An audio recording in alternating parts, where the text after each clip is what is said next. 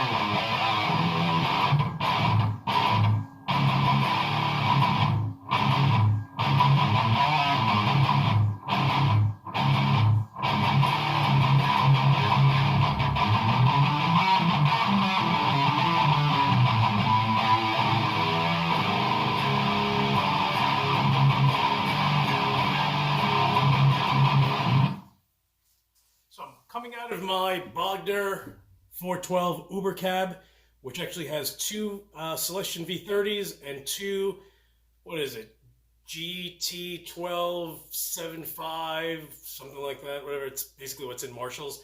But they're in an X pattern. So, but yeah, dude, that's actually...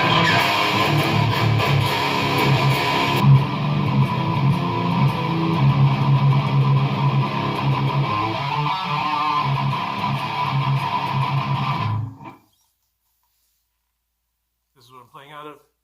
I forget what DiMarzio pickups these are. I've never heard of them before. But yeah, this is so this is what? An Ibanez Prestige. It is a poplar burl top with, and I'm not sure, I guess you can see it a little bit, with bird's eye maple fretboard and same poplar on the on there. Japanese. It's not bad. Actually feels really good. It's a weird style though. Different than my other RGs.